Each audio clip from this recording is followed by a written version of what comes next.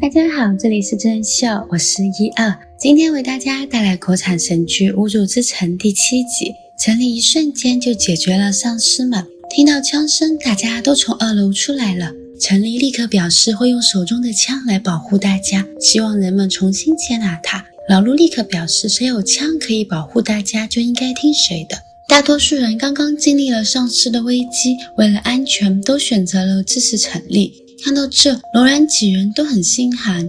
晚上，罗然一个人喝着闷酒，不明白明明是他们刚刚保护着大家，看到枪，这些人却突然翻脸，人性让他觉得很可怕，很无奈。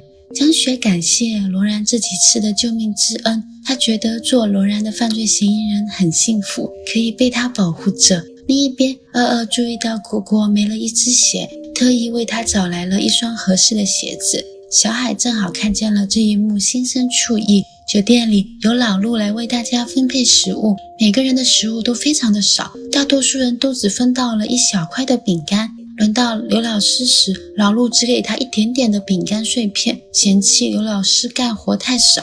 这过分的行为让莹莹和秦医生看不下去，秦医生让老陆应该将食物的总量和每天的分配额公布一下，毕竟食物是大家的，不是老陆他们几个人的。面对气愤的众人，老陆慢悠悠地拿出手枪放在桌子上，大家立刻灰溜溜地重新排队，不敢出声了。最后每个人还是只能拿一小块的饼干。陈丽开着警车拉风地带着茉莉外出。原来陈丽在昨天的那栋楼房里还找到了游艇。陈丽表示游艇上只有15个位置，不是谁都有资格登上游艇的。陈丽表示她会带上茉莉和果果的。陈丽慢慢靠近茉莉，抚摸着她的脸，对她诉说着逃出去后的日子。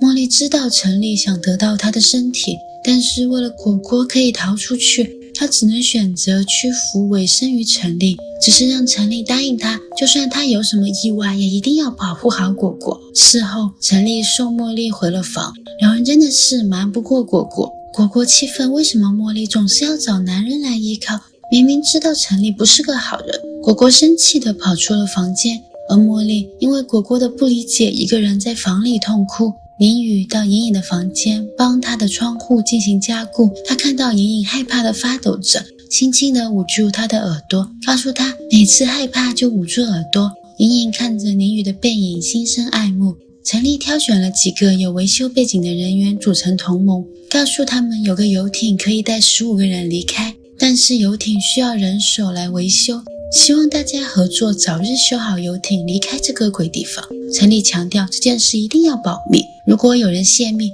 那个人就会被禁止登船。